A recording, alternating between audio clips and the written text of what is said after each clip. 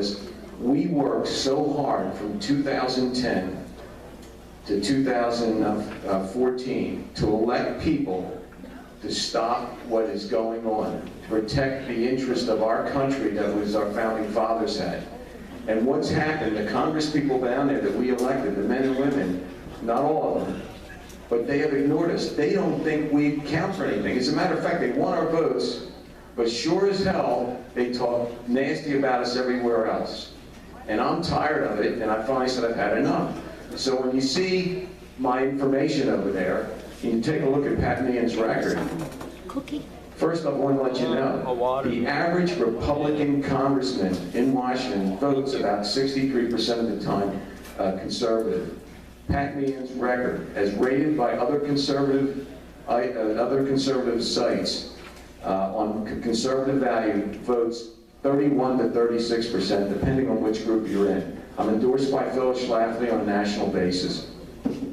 So you can see, Pat is the ultimate rhino.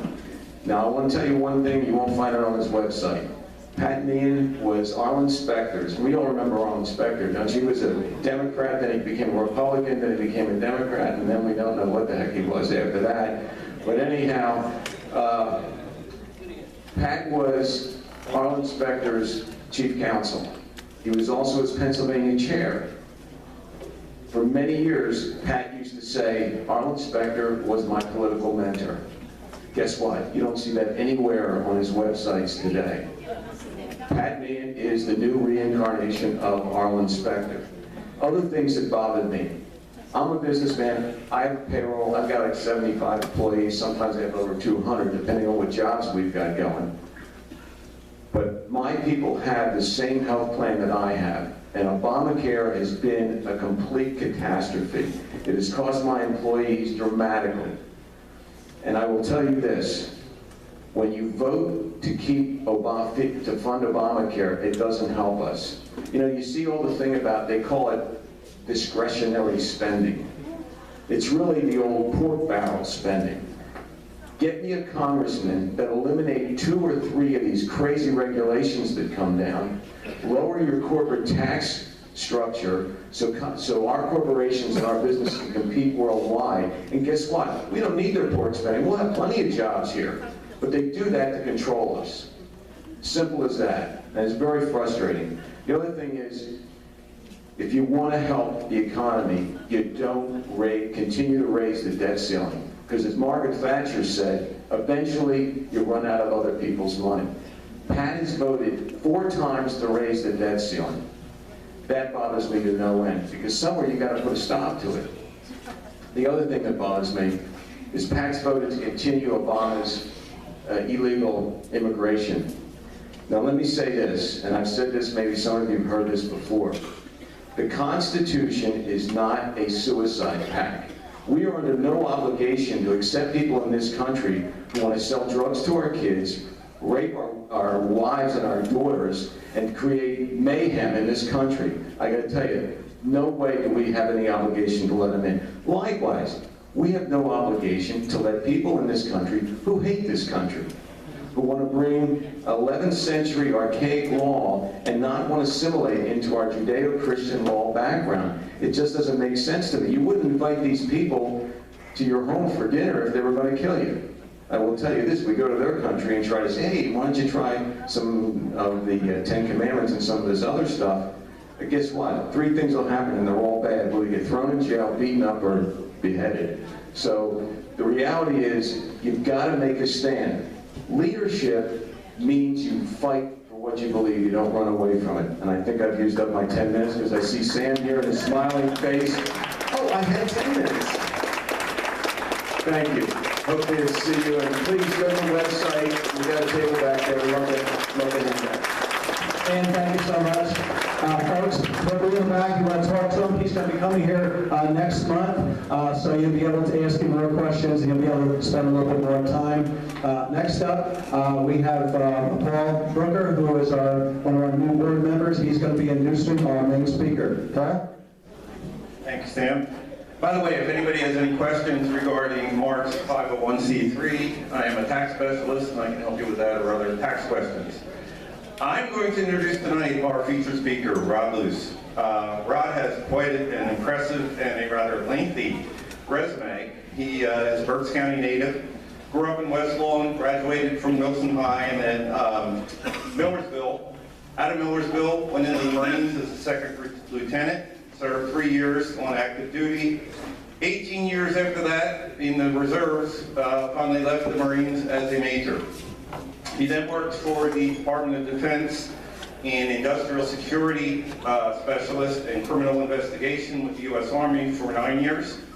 Then decided to go back to school at that point and got his master's degree from Westchester and was up for a career change at that point and became an FBI special agent.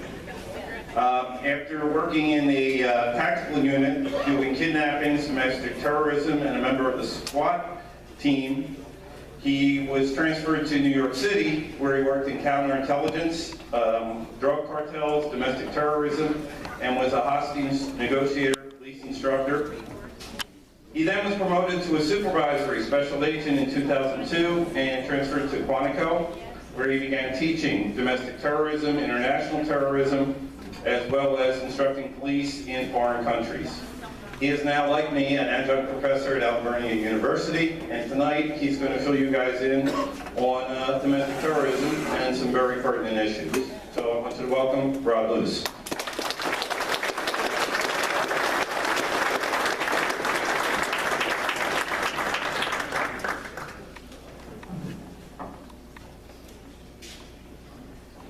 Well, I apologize for the mix-up. I needed particular equipment to do my usual presentation, PowerPoint, where we needed a computer, a projector, and the cables to connect the two. And there was a breakdown of communication, and that was never furnished. So what I've done in the last 20 minutes or so is scribble like mad in the back to write myself a few notes about some of the stuff that would have been in the PowerPoint. Now, I typically use the PowerPoint as my notes, and as the different screens come up, that reminds me what I need to say. So that's why I just made a few notes here as a, basically as a backup. Now, as Paul had said, I'm an adjunct professor of criminal justice at Albernia University, where I teach a course of terrorism. And in the course, I spend 6 hours discussing domestic terrorism. Now, I think it's a pretty safe bet. Most of you don't want to be here until 1 a.m. in the morning. So I've cut it back to what was going to be an hour, but it's going to be quite a bit less than that. One of the things I try to do in my course is to make it as relevant as possible. And I show my students a couple of photographs of a particular individual. Now, one of the photographs shows him as a relatively young man in a Nazi stormtrooper uniform, because he was a member of the American Nazi Party. And then another photograph shows him when he's 70 years old, taken just a couple months before he died. And this particular character had the distinction of being arrested 154 times.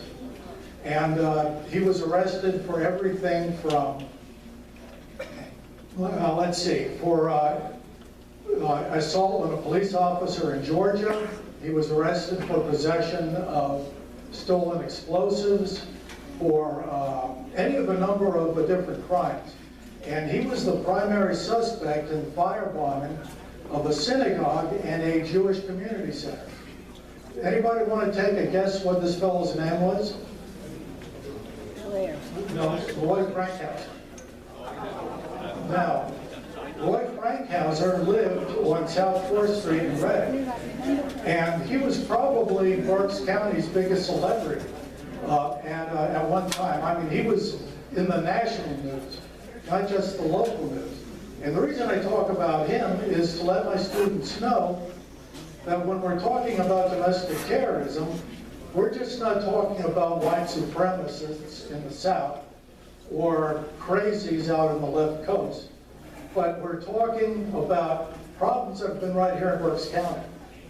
I remember some time back, I had spoken with an elderly Jewish lady who lived in Wyomissing Hills. And she had told me that years ago, well, let me back up a little bit. If any of you are familiar with the West Lawn, Wyomissing Hills area, there's a big, long hill, probably about half a mile long. And on the crest of the hill is Grandview Boulevard. And that goes right in front of Wilson High School. And over by the border of West Lawn and Wyomissing Hills, there's a water tower. And it's a rather strange looking water tower. It looks like a mushroom. It's bulbous on the top. Well, at any rate, this little old lady had told me that years ago, the Ku Klux Klan used to hold their rallies there. And they would burn their crosses at that particular spot because the crosses could be seen literally miles and miles away. So, and also I remember talking to an older gentleman from West Lawn, and he had told me years ago when West Lawn had its own police department, the chief of police was a member of the Ku Klux Klan, and he didn't even try to hide that fact. So domestic terrorism has been right here in our own backyards. Now, what I've found when I've been teaching my students here in Alvernia, I would talk about the left wing and the right wing, and typically I just get a blank look. They'd have no idea what I was talking about. So I did a real quick, about a 10-minute course on American political science. And I talked about the American political spectrum. And in the middle, you have the moderates. These are people who are generally politically neutral. They can go one way or the other. And they're sometimes called middle of the road. And there's a little bit of a story behind how that name started.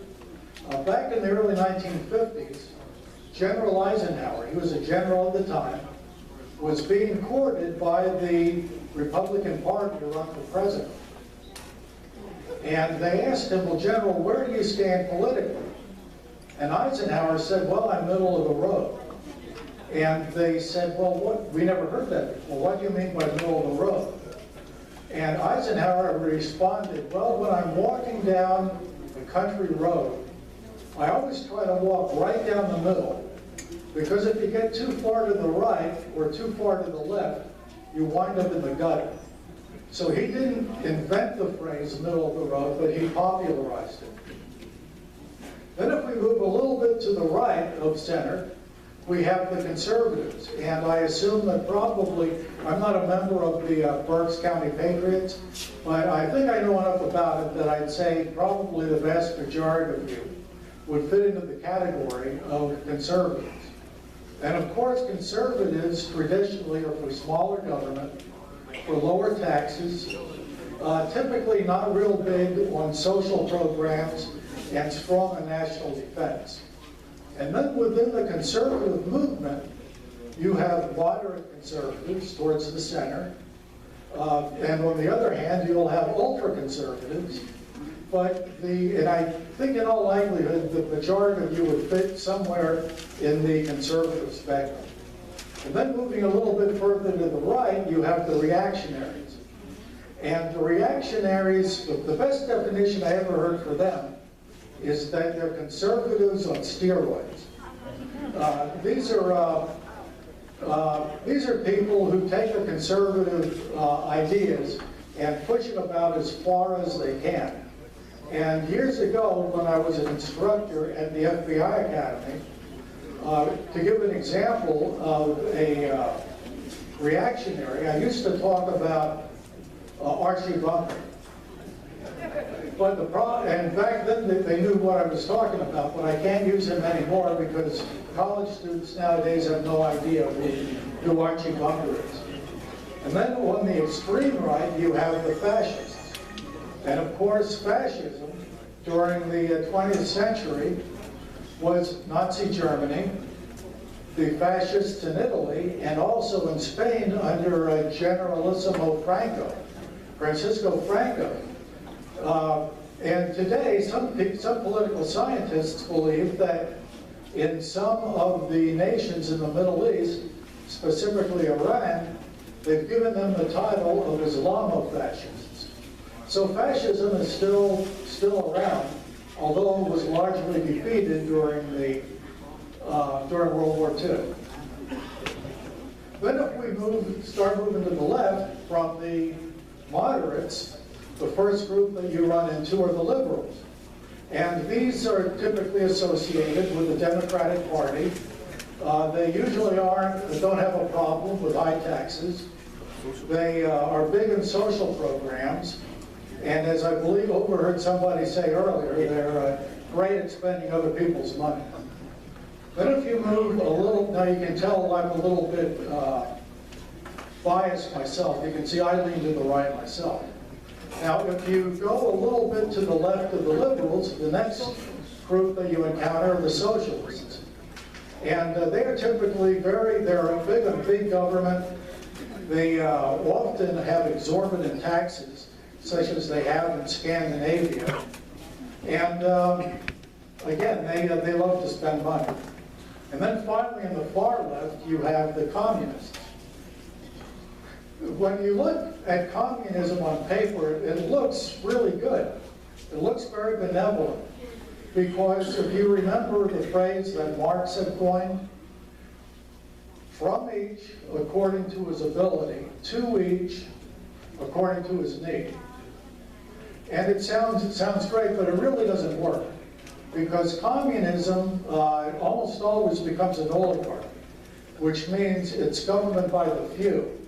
And interestingly enough, even though fascism and communism are on opposite ends of the spectrum, both of them usually wind up becoming totalitarian.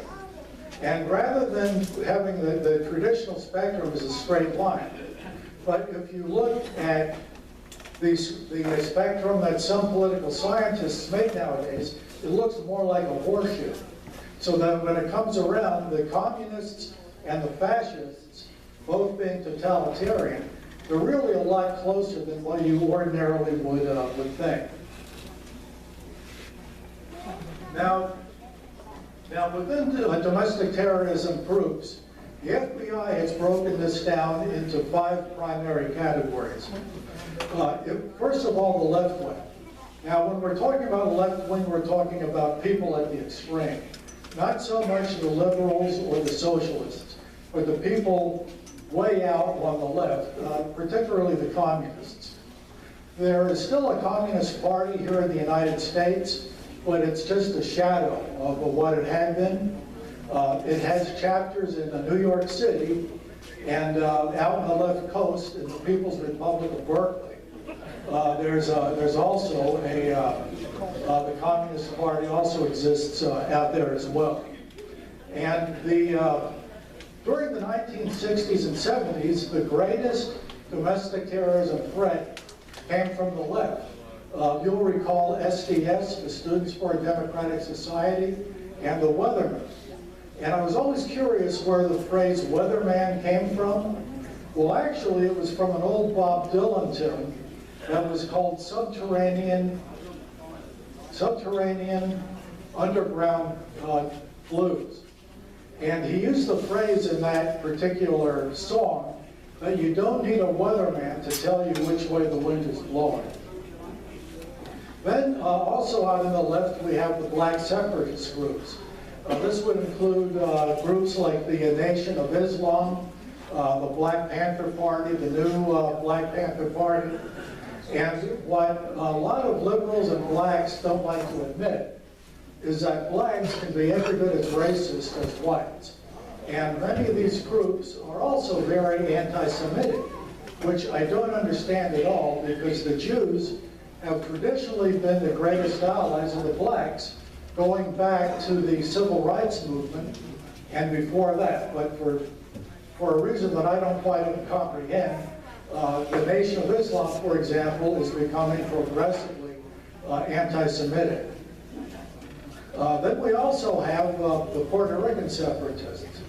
Now, back in 1993, there was a referendum held in Puerto Rico so that people could determine the fate of Puerto Rico. And I'm not sure about the exact amounts, but I'm pretty sure that I'm pretty close.